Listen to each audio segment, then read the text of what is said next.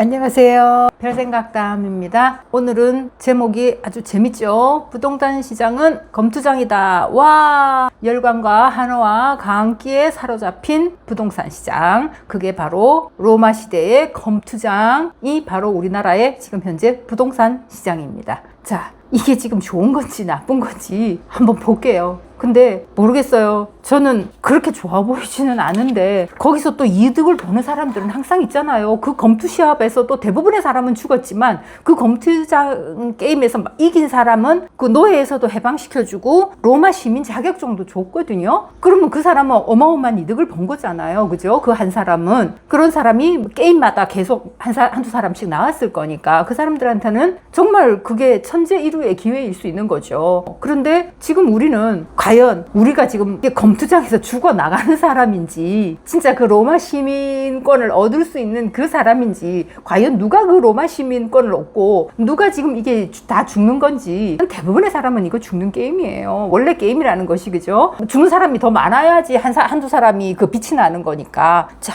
우리나라 지금 부동산 시장이 어떻게 되고 있냐. 진짜 돈만 있는 강남 사람만 살아남지 않겠어요. 시간이 지나가면. 왜냐면 지금은 우리가 조금 골고루까지는 아니지만 그래도 이제 외곽 지역까지 꽤 올라가고 있어요. 그런데 지금 사실은 막 여기저기 신통이니 뭐하니 민복이니 재개발이니 하여튼 어마어마하게 많은 게 지금 현재 지정이 되고 있어요. 서울시 내에. 그러면 서울시 내를 개발을 하면 그럼 앞으로 한 10년쯤이 지나면 아파트가 다 지어지는 거는 많이 없겠지만 분양을 많이 할 거기 때문에 분양을 받으면 사람들은 자기가 집이 있다고 생각을 해요. 그리고 분양받은 사람도 다른 아파트를 사지는 않죠. 그렇기 때문에 앞으로 10년 내에는 집이 굉장히 많이 거래가 될 수 있는 상황이에요. 물론 분양권은 현재는 거래가 안 되지만 나중에 분양권의 거래를 풀어줄 거라고 생각을 하거든요. 분양권이 그렇게 많아지면 그럼 어떻게 되냐? 서울에 우리가 선택할 수 있는 게 많아진다는 거예요. 조금 비싼 것도 살 수 있지만 조금 약간 저렴한 것도 나오지 않겠어요? 그죠? 그러면 서울에 선택할 여지가 많아지면 어떻게 되냐? 외곽이 죽는 거예요. 이제 경기도는 제가 보기에는 지금 경기도가 지금보다 위상이 더 낮아질 것 같아요. 우리가 옛날에 물론 판교가 개발되기 전에 분당이나 과천 같은 게 굉장히 이 과천 같은 경우는 서초구하고요 85%에서 90%였어요. 가격이. 근데 지금은 45% 정도밖에 안 되거든요. 이미 이런 현상이 생긴 거예요. 물론 이건 1가구 1주택 정책 때문이에요. 그래서 옛날에 과천이 아니다. 사람들은 이게 공무원들이 내려가서 그렇다는데 공무원 때문에 이런 현상이 생기지는 않아요. 그러면 분당 가격은 안 그래야죠. 근데 분당 가격도 마찬가지거든요. 강남보다 지금 50% 이하고 50% 정도밖에 안 가거든요. 옛날에 80-90% 갔던 곳들이. 물론 지금 경기도에서 제일 강한 게 과천 분당이기는 해요. 그런데 거기도 옛날에 그 강남하고 퍼센트로 비교하면 많이 떨어졌어요. 근데 저는 이게 더 많이 떨어질 걸로 예상이 돼요. 그리고 과천, 분당, 그렇게 광명, 하남 요 네 군데 또 F4예요. 요게 경기도 F4는 그래도 살아남을 거예요. 그런데 다른 쪽에 경기도 쪽은 과연 살아남을 수 있을까? 그런 생각이 드네요. 그래서 앞으로는 지금 여러분이 약간 경기도 쪽에 외곽 쪽에 가지고 계시다면 어떻게든지 조금 더 안쪽으로, 그러니까 물론 우리가 강남까지는 못 들어간다 하더라도 조금 더 안쪽으로, 내가 저 아래쪽에 있다 그러면은 조금 과천 쪽으로 오든지 분당 쪽으로 좀 올라오든지 그런 식으로 약간씩 안쪽으로 그쪽으로 오셨으면 좋겠다라는 생각이 들어요. 왜냐하면 이게 부동산은 우리가 10년 뒤를 보잖아요. 한 번 사면 10년은 최상 갖고 있게 되잖아요. 그러니까 10년 뒤를 본다면 지금 외곽은 굉장히 안 좋아질 거예요. 근데 지금 당장은 오르니까 조금 적당히 파셔서 안쪽으로. 그러면 나중에 부동산이 다 죽을 거냐? 그건 아니거든요. 어차피 우리나라에서 사람이 살려면요 부동산 가격은 올라요. 그리고 세금이 비싸고 규제가 많으면 어느 나라든지 부동산 가격이 많이 올라요. 왜? 잘 못 지어지거든요. 그리고 지금 이렇게 재개발하고 나면 이제 끝이에요. 더 이상 재개발 안 돼요. 왜냐하면 이미 용적률 300%를 썼는데 그 다음부터는 재개발이라는 건 있을 수 없어요. 이제 고쳐서 쓰는 거예요. 유럽이나 이런 데처럼. 유럽이 뭐 재개발을 하기 싫어서 안 하는 줄 알아요? 그거 아니에요. 이미 프랑스 때 걔네는 용적률이 220, 30이었어요. 당연히 그 당시 220, 30인데 어떻게 그걸 부시고 지어서 가격이 나오겠어요? 안 나온다고. 그래서 우리도 지금 이번에 하는 그 재개발을 하고 나면요, 거의 재개발이 이제는 끝나는 걸로 봐야 되거든요. 지금도 재건축이 잘 안 이루어지잖아요. 옛날에 5층짜리일 땐 재건축이 엄청 좋았잖아요, 사업성이. 근데 지금은 대부분이 15층짜리를 재건축을 하잖아요. 15층짜리 재건축은 진짜 좋은데 아니면 사업성이 안 나와요. 지금도 그렇거든요. 그런데 우리가 이미 이제 재개발을 하면 30층짜리인데 그런 것들은 재개발을 안 된다고 봐요. 그냥 리모델링 한다라고 생각을 해야 되고, 재개발도 우리가 마지막이기 때문에 지금 재개발을, 사실은 경기도에 사신다면 차라리 팔아서 서울에 재개발을 사시는 게 나을 것 같아요. 조금 뭐 빌라 산다고 뭐 그렇겠지만 빌라에서 꼭 거주 안 하셔도 되거든요. 그냥 사놓고, 사는 거는 뭐 아파트 외곽에 뭐 반전세 이런 걸로 사셔도 되잖아요. 근데 10년 뒤를 보면 그게 더 나을 것 같다는 생각이 들어요.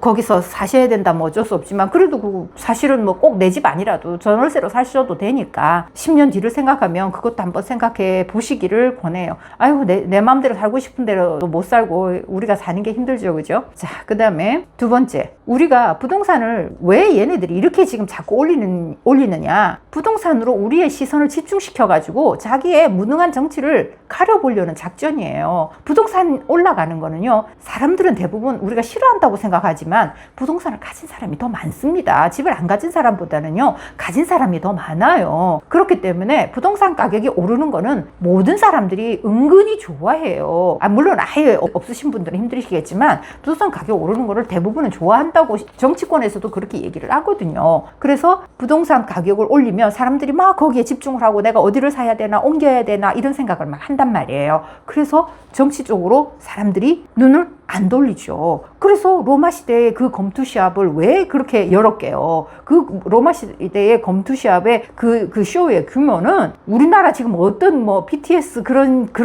급의 공연이었어요. 자, 그러면 이 사람은 이런 검투시합을 그러면 이렇게 많은 돈을 들여서 왜 열었느냐? 로마의 위대함을 일단 드러내요. 그거를 보면 전부 다 사람들이 막 그 쇼를 보면 대단하다 그러더라고요. 그 검투시합만 있는 게 아니고 막 그 전쟁에서 이겼던 그런 전쟁에 대해서 그거를 막 스토리를 해서 뭐 오페라 이런 거 비슷한 그런 느낌으로 막 그 공연을 했다 그러더라고요. 그래서 그런 것만 봐도 자기의 아주 국력이 엄청나게 높다라는 거를 사람들이 느낄 수 있게끔 아주 자긍심을, 내가 로마인이야 이런 거에 대해 굉장한 자긍심을 갖도록 하기 위해서 그 쇼를 열어준 거고, 그 거대한 그 쇼를 주기적으로 열어줬죠. 그리고 그런 걸 해줌으로 인해서 사람들이 스트레스가 풀려요. 그때는 텔레비도 없었고 유튜브도 없었고 아무것도 없었잖아요. 그래, 국민들의 불만이 그렇게 함으로 해서 많이 없어지고 스트레스가 풀어지고, 그 다음에 자, 노예들이 막 전쟁을 막 칼로 막 탕탕탕 싸우고 해가지고 한 사람을 죽여라 살려라 하는 걸 손가락으로 결정을 하잖아요. 그건 국왕이 결정을 하는 게 아니고 국민들이 막 우우 이렇게 하면 그거에 의견을 모아서 국왕이 결정을 했잖아요. 그죠? 국왕이 마지막으로 결정을 해준 거죠. 그렇지만 군중은 내가 이거를 결정했다라는 그런 생각을 가지게 된 거예요. 그러니까 자기의 굉장히 내가 위대한 것 같고, 그죠? 내가 뭐 굉장한 그 선택을 한 것 같고, 이런 식으로 거기에 대해서 굉장히 만족감을 가질 수 있잖아요. 그리고 왕은 자신의 의견을 받아들여준다 이런 생각을 할 수 있을 거고. 자, 이렇게 해서 이 사람들은 이 로마 시대의 검투장을 그렇게 아주 굉장히 큰 규모로, 그 당시에 어마어마한 규모로 지었잖아요. 지금 가봐도 그 규모가 어마어마한데, 그런 것들을 그런 것들을 하는 거와 같은 원리로 민주당은 정권을 잡으면 자기도 검투장이 하나 필요한 거예요. 근데 그게 바로 제일 하기 좋은 게 부동산이에요. 그래서 민주당이 정권만 잡으면 부동산을 폭등을 시키는 거예요. 그거에 의해서 좋아하는 사람들이 너무 많은 거예요. 집 가진 사람이 더 많거든요. 그리고 전 사람들이 막 매일매일 뭐 몇 프로 올랐고 매일매일 뉴스를 보고, 뉴스에서 매일매일 나오잖아요. 전 세계에서 이번 주 얼마 올랐다고 매주 발표하는 나라는 우리나라밖에 없어요. 모든 사람들이 전 재산을 걸고 도박을 하는 거예요. 막 울고 웃고 난리가 나는 거예요. 그러는 사이에 돈은 누가 가져간다? 우리가 돈을 많이 버는 것 같죠. 근데 실제로 굉장히 많은 돈은 정부로 들어갑니다. 왜냐하면 사고 팔고 할 때마다 세금이 어마어마해요. 그거는 우리가 모르는 거지. 열광하는 사이에 정부는 뒤에서 돈을 다 챙기고 있습니다. 얼마나 좋습니까? 국민들은 막 부동산에 열광을 하고 있고 여기저기 쫓아다니고 있고 돈은 내가 다 벌고 있고, 아우, 이러니 부동산을 폭등을 시키는 거예요. 자, 세 번째, 정부가 하는 일을 쳐다보지 못하게 계속 이벤트를 만들어줘야 돼요. 자, 그러면 처음에는 그러면 그래, 부동산이 계속 올라가는 거 그게 이벤트야. 물론 그게 핵심적인 이벤트죠. 그걸로 모든 사람을 쳐다보게 하죠. 자, 그 다음에 또 뭐를 하느냐? 부자들을 죽여줄게. 우리는 부자를, 서민들을 위해 주고 부자들을 때려주는, 아주 우리가 막 맴매를 해줘서 때려주면 니네들 기분 좋지, 이러는 프레임을 씌우는 거예요. 그래서 회사들 죽이는 법을 자꾸 만들어요. 그리고 내가 잘하지, 난 니네들한테 돈도 줄게. 그래서 돈을 계속 풀어요. 돈을 계속 풀면 어떻게 돼요? 환율은 올라가고 물가는 상승되고, 그죠? 그렇게 되는 거예요. 그렇게 해서 결국 부동산도 또 올라가는 거고, 얘네들 하는 방법은 항상 똑같아요. 그리고 나서 자기들을 지지해줄 사람들을 만들기 위해서 범법자들을 옹호하는 법을 만들고, 그 범법자들을 국회의원을 만들고, 그런 식으로 항상 하죠. 지금 국회가 거의 범법자들의 집합이라고 보면 되겠죠. 그죠? 이거 뭐 제가 말하는 거 이상한 거 아니죠? 모든 사람들이 이미 알고 있잖아요. 그죠? 자, 이제는 우리 국민들도 이제 많이 깨어났어요. 지금 모르시는 분도 이제부터는 좀 알아야 돼요. 현금 지원 10만 원에 표를 팔지 마세요. 표를 팔지 않을 거고, 이 10만 원을 받으면 욕을 해야 돼요. 오히려 이 10만 원 때문에 우리가 앞으로 얼마나 더 힘들어질 건지, 젊은 사람들은 얼마나 더 우리보다 더 힘들어질 건지에 대해서 생각을 하셔야 돼요. 뭐 또 삼성전자를 내가 때려가지고 이익 분배금을 주주들한테가 아니고 우리 전 국민한테 나눠줘야 된다, 이딴 소리를 하는 거예요. 자, 삼성전자의 이익 분배 이거를 이슈화 시켜서 이게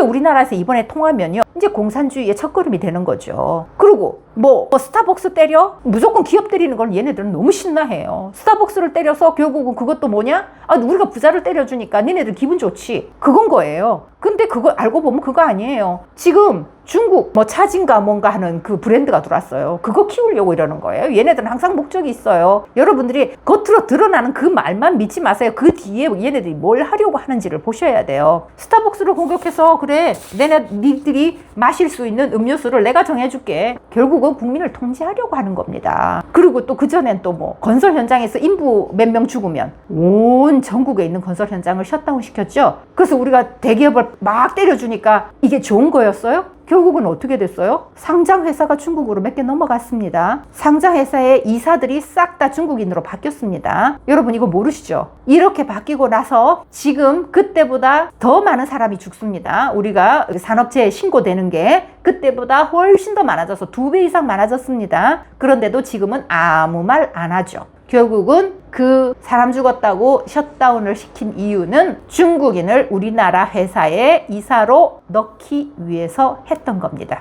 정부가 사기업을 괴롭히는 것은 말하지 않는 이유가 있습니다. 여러분 항상 그거를 알고 계셔야 돼요. 그걸 인지하고 계셔야 돼요. 쟤네들이 무슨 말을 하면 그 말을 쳐다볼 게 아니고 그 말 뒤에 숨은 의도를 보셔야 됩니다. 실제로 일어났었던 일을 한번 볼까요? 문재인이 옛날에 파시테르라고 하는 민족사관 학교가 있었잖아요. 대부분 아시죠? 그죠? 강원도 쪽에 저기 있는 거. 그거를 경영난을 이유로 이사진을 그 중에 9명 중에 6명을 전부 다 누구로 바꿨겠어요? 자기네 사람으로 바꿨습니다. 그래서 학교 이름을 뭐라고 바꿨게요? 민족주체고등학교로 이름을 바꿨습니다. 커리큘럼에도 북한의 주체 사상이 들어갔습니다. 어떤 교육을 할지 예상이 되시죠? 그죠? 왜냐하면 똑똑한 공산주의자들이 필요한 거예요. 자기의 뒤를 이어줄. 저 강원도에 처박혀서 몇 명 있으면 무슨 일을 하고 있는지 우리는 모릅니다.